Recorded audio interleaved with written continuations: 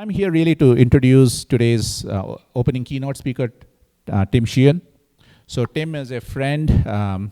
He's currently the CEO of Greenlight, founder and CEO of Greenlight. So Greenlight, I know that Tim is going to tell you all about Greenlight. All I'll tell you is that I never really got to know people that were CEOs of unicorns until I met Tim. So he's an amazing guy, very humble, as you'll soon see.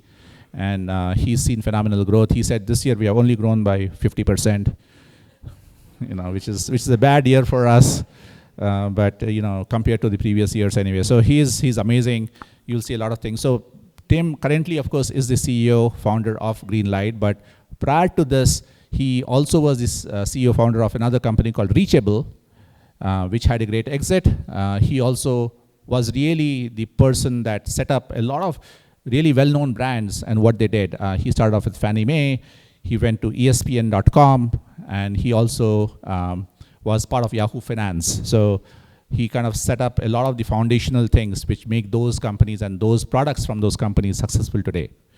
But Tim has been doing really, really well with Greenlight. And in fact, today I learned, by the way, that the best credit card available in the market today, right, is the Greenlight Family Cash Card, which gives you unlimited 3% cashback. Unlimited 3% cashback. Well, I have some Capital One cards. I shouldn't be taking names really, but I just want to say, right, but I don't think I have seen another card in the market that does this. So I absolutely encourage you to think about it. And also, of course, Tim is going to talk about what Greenlight actually does. So if you have kids who you want to provide some literacy around what they do with their finances, I mean, that's, these guys have built something which is not just amazing and not just extremely profitable, but also something good for all of us, right, as a society. So with those words, I could go on and on because he's such an accomplished person, but I'd like to welcome Tim to the stage.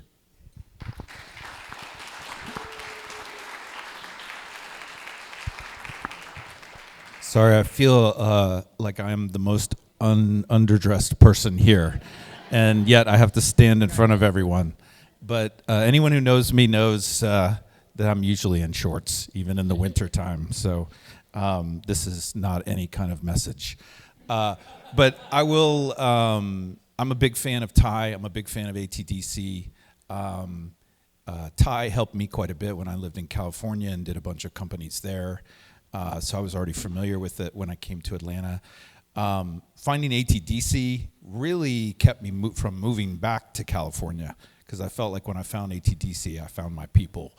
And so big fan of both organizations. So anyone who isn't familiar with either should get heavily involved, especially if you are an entrepreneur or you're even thinking about becoming an entrepreneur. I'm not going to give you a big advertisement about Greenlight, but I will tell you what it is. It's essentially a set of tools that helps parents raise financially smart kids. So it has chores tracking and allowances and a savings account and a giving account and an investing account, all kind of built in a way to make it easy for the kids to learn as they go so they can start when they're very young. And that's when they'll learn, money doesn't grow on trees. You have to work for it. You have to earn it. And then they kind of move up, as they get into middle school. They're wanting to kind of go spend time with their friends. And that's where the debit card comes into use. And having some oversight of that and some controls over it is good for the parents. They learn to make trade-off decisions, so they don't necessarily you don't want them to buy everything that they see. There's a stage there in childhood where they just want to buy the thing that's right in front of them, and you want to teach them to make trade-off decisions and pause and think about it. And if they save their money, they could actually maybe get the thing that is much bigger and better down the road. And then if they want to build wealth, the way you do that is through investing. You're not going to build true wealth through savings. You're going to need to learn how to invest to build true wealth. And then understand what credit is, because with excellent credit, you can actually save several $1,000s on a mortgage or a car loan or whatever it might be. So that's Greenlight. I'm not going to talk too much about Greenlight. I'm going to talk about tech stacks, which is actually pretty funny because I think there are probably several people in this room that should give this talk rather than me. But I guess one thing I can say is that I lived through these these various stages that I was going to talk about. I remember I went to college in '87, and it was a VAX system with terminals, and so it was kind of like a mainframe system. And I remember they were teaching COBOL, and COBOL was really interesting because that was the programming language for mainframes. But essentially, that tech stack was this single behemoth that you just worked directly on. Over time, you saw the move to client-server architecture. Really, the growth of Microsoft drove a lot of that, where you saw the PCs getting adopted. You saw Intel's growth with the servers. So the move to client-server architecture was really big and lasted quite a long time. With the advent of the web, you started seeing the web applications come. You've got some server-side applications. Even the client side of the web started to develop over time. But initially, it was kind of client-server-like, where most of the heavy stuff was done on the server side. So the web applications lived on the server. Now, of course, with mobile, you start to see those have taken off, and now we've kind of shifted again toward pushing much of the functionality toward the client side. It's now I'm starting to see a shift, kind of where it's pushing more server configuration. So the mobile apps, even though they're native and they're on your phone or they're on your tablet, you're starting to see the server get heavily involved in determining what that mobile app is going to display. So it's kind of funny, you see this move between client and server where, mainframe really was all server. Then you saw with the PCs, client server. Then with mobile, you saw really, initially everything pushed to the client side, and then a shift to client server within the mobile platform. So kind of this dance between client and server where, depending on a number of factors like bandwidth and the technologies that are available, you start to see is most of the functionality and the heavy stuff on the server side, or is it on the client side? Is it evenly distributed? You kind of have seen over time it move back and forth between the two. Cloud computing, you guys are familiar with all of this stuff. I'm not going to go super deep on it. I think with the advent of big data, that was kind of another piece necessary for AI to take off the way that it has, just even in the last couple years. I think that with data being more accessible electronically, we're going to see AI just go crazy from here. I think, one of the milestones I remember was, if you're familiar with this company, DeepMind, Google bought them. But anyways, they really, for a period there, had the best and the brightest AI folks that I was aware of. And they were the team that built the system that beat the greatest expert in Go, which is a super complicated game if you ever choose to, it can be complicated. It can be even more complicated than chess. So that kind of blew away everyone.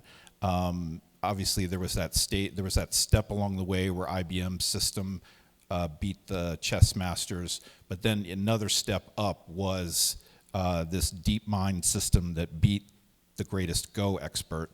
And then, of course, we've seen with OpenAI and ChatGPT another kind of unlock, at least for natural language processing and really writing. And that can take many forms. I think, I'm going to talk a little bit about this. I thought it might be interesting to talk a little bit about this because covering history isn't gonna, you guys are probably pretty familiar with all the phases that we've been through. But I think where are we going from here is a very interesting thing to think about. These are just some of the things that I thought about in terms of how AI will affect tech stacks, products, everything. You guys, there's been a lot of people who've talked about AI and how it will, I view it almost like a tidal wave. It is going to be in everything. It's going to be in that camera. It's going to be in that power source. It's going to be, in this phone in my pocket. It's going to be in everything. And I think in terms of businesses, it's going to impact the creation process. So code development, it's already there, right? But you'll see it even go further. If you guys have seen these deep fakes with videos, it's frightening how good they already are. Imagine where that's headed. Blog article copywriting, same kind of thing. It's already quite good. I think it's only going to get better. Again, essentially, it's a problem of how much information and data is digitized such that it can train an AI system. Essentially, the more data and information that you can feed an AI system, the better it will be. So in the communication side, customer insights, the user experience will be hyper-personalized to you, knowing everything about you and everyone who is most similar to you. Personalization will go even off the charts. It'll make us wonder, how do they know that? How do they know to show me that? Are they listening to me? It'll shock us like that. Customer email communications, this is already happening, where AI will handle the customer service inquiry that comes in. Customer service text and voice, same thing. Fraud risk identification and remediation. Security vulnerability identification. So these are just some initial things that jump to my mind. But yeah, I guess the best way to say it is the way that the internet has, already become embedded in many, many, many things and is still getting embedded in things. The same is true for AI. It is going to become embedded in everything. And the way that affects tech stacks is, today, what's one of the biggest expenses that companies have? It's engineers. It's their R&D departments. And if you can make a strong engineer into a 10x engineer by giving them the right set of tools, that really can transform businesses' costs to create products, but it can also just reduce their overall costs and drive margins higher. So I think that's definitely going to happen. And we might even see a shift in the power. If you look at the employment market, who holds the strongest negotiating position? The top engineers do.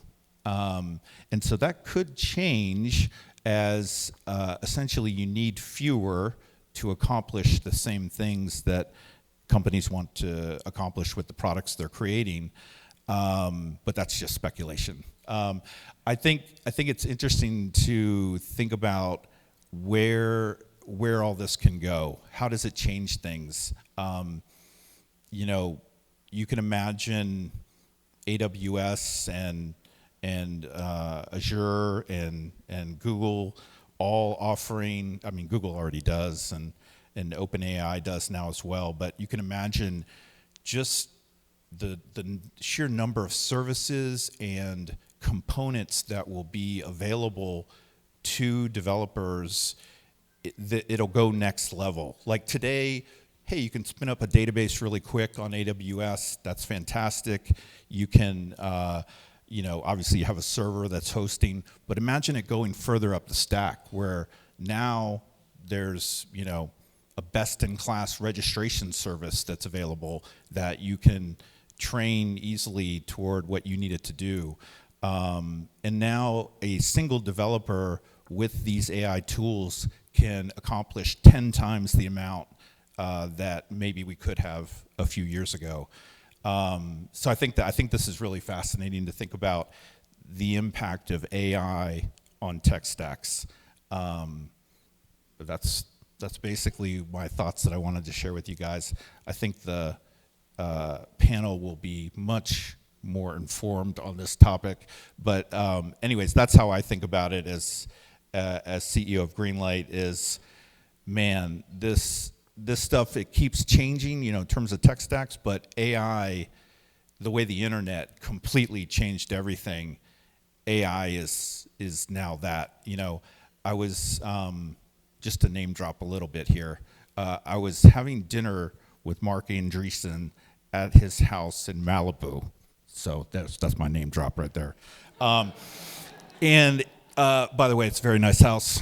Yes, as you might have guessed. And I was telling him my whole spiel about AI, and he's going super deep on it right now, and figuring out what he thinks about it and how they're going to invest accordingly.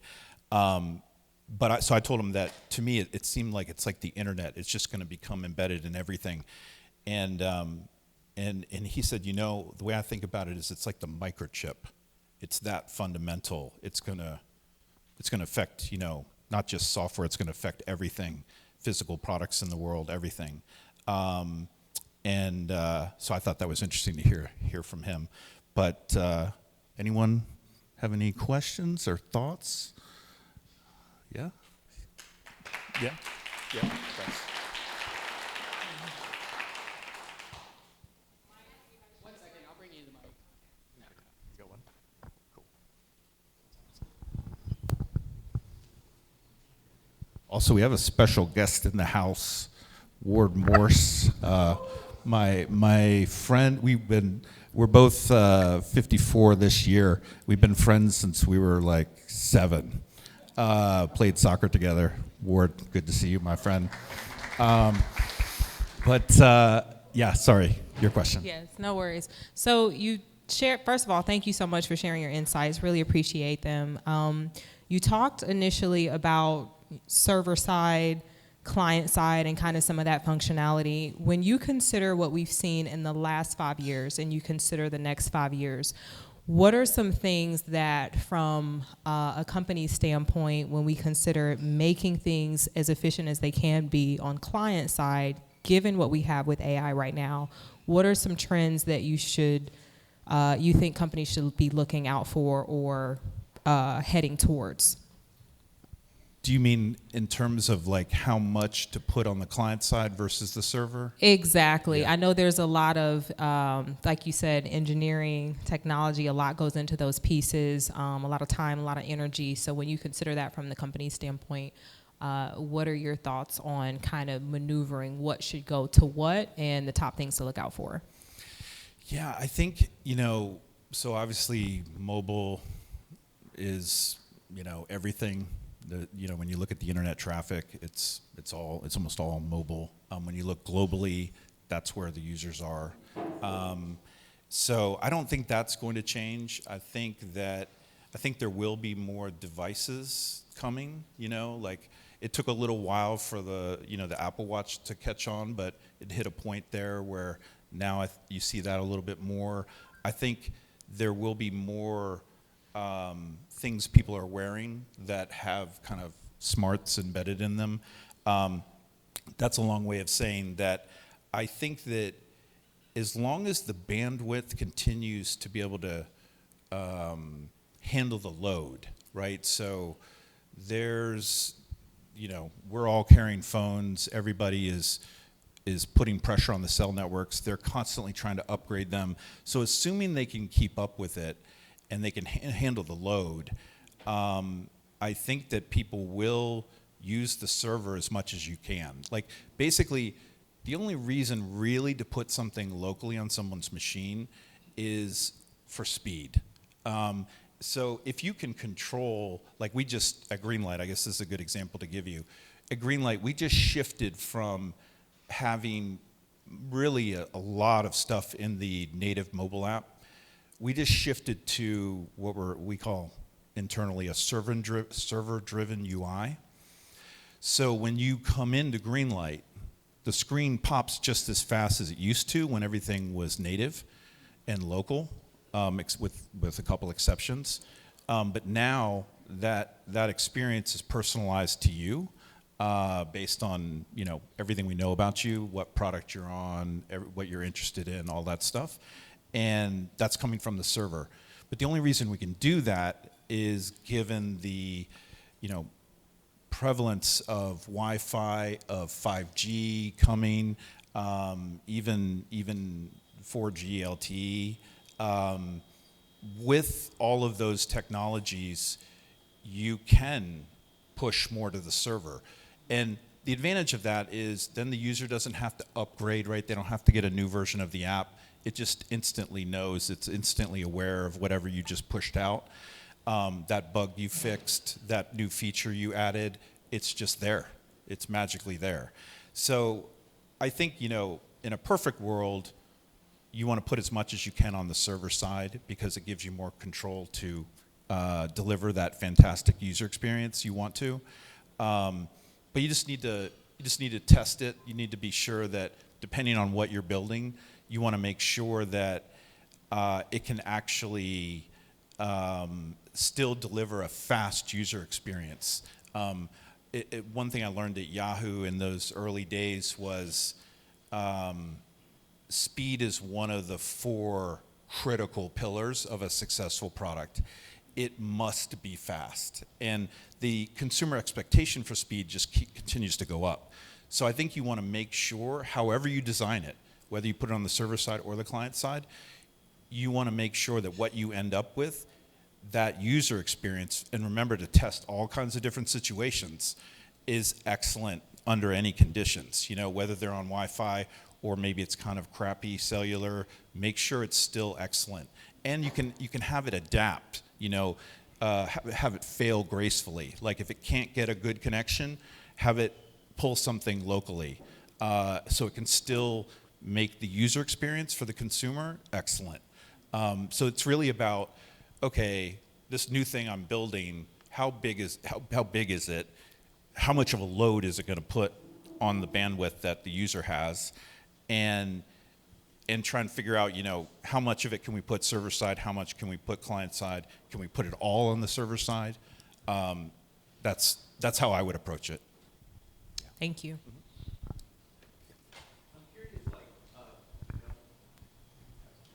You want to pass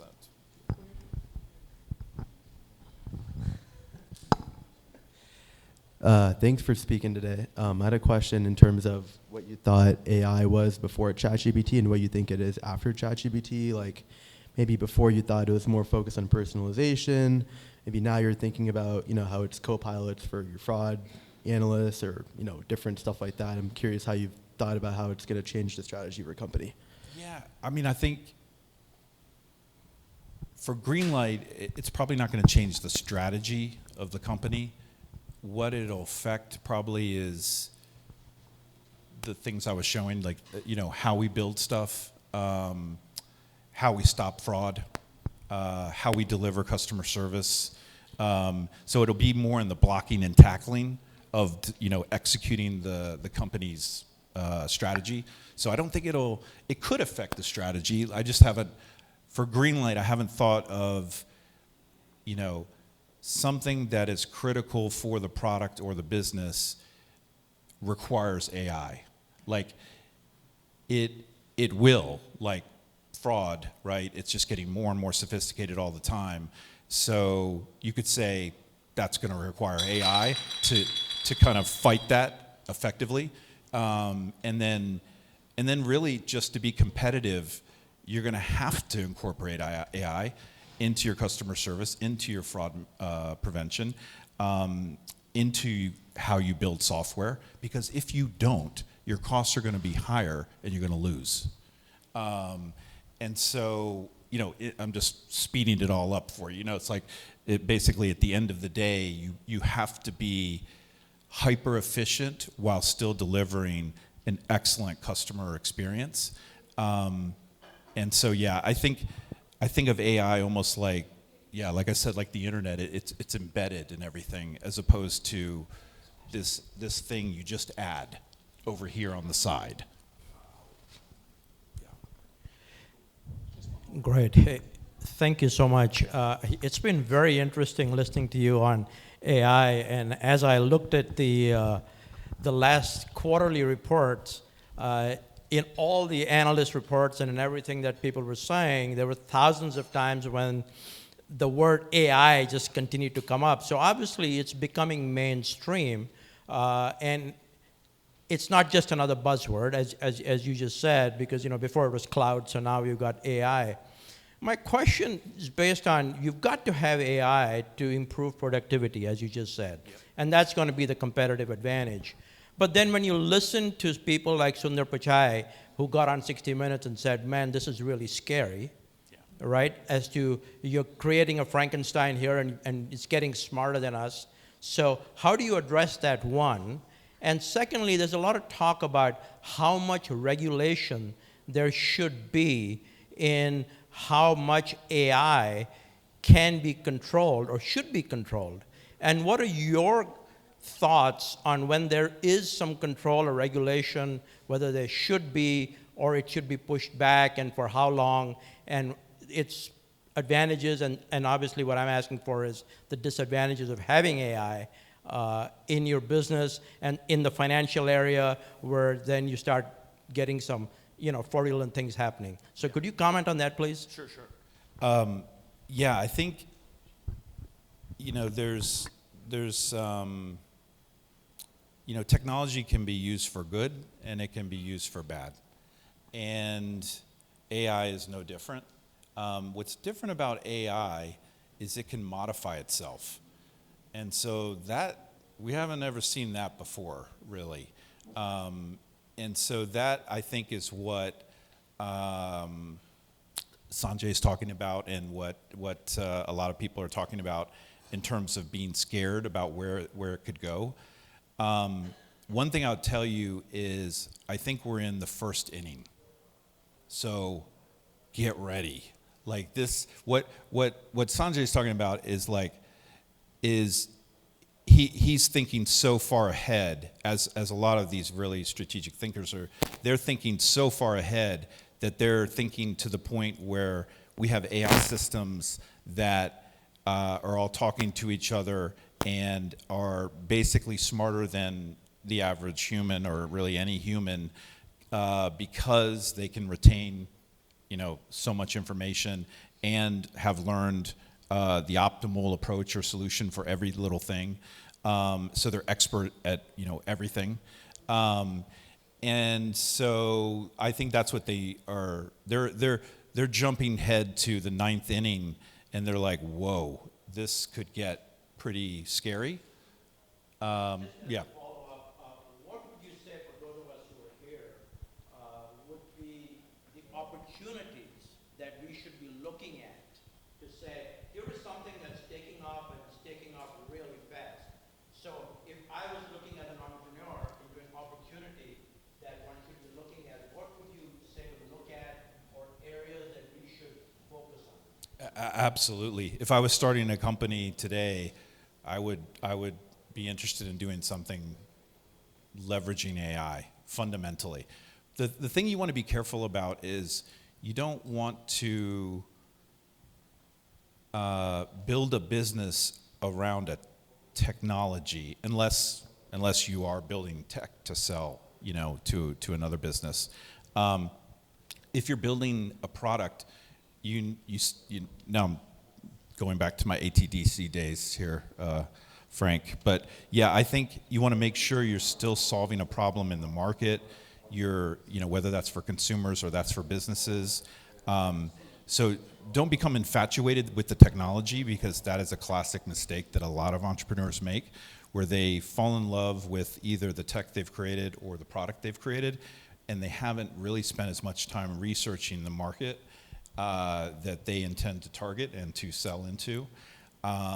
So that's the biggest mistake that I've seen entrepreneurs make, so I would watch out for that. I do think AI is super interesting. It's very early, so there's massive opportunity there. It's wide open. And I think that we're going to see some amazing things come. I think overall, there will be a ton of good that comes from it. I do think it's certain things will require some regulation just for safety. And hopefully we humans can get together on that and do it, and not fight each other about it. But not everything, like the highway system, it's a good thing that the federal government did that, right? Because it would have probably been very difficult to get it to do any other way, get it done any other way. And so, yeah, I think there'll be some products or some solutions that are AI-based that may need to be regulated, but I don't think we're there yet. Like it's, everyone, myself included, we all love to think way ahead and get and panic about it. Like, oh my God, like the AI bots are going to take over and we're going to be their slaves. It's just like everyone loves to speculate and lose their mind about stuff like that. But I don't think we need to do that. It's going to be like any other technology.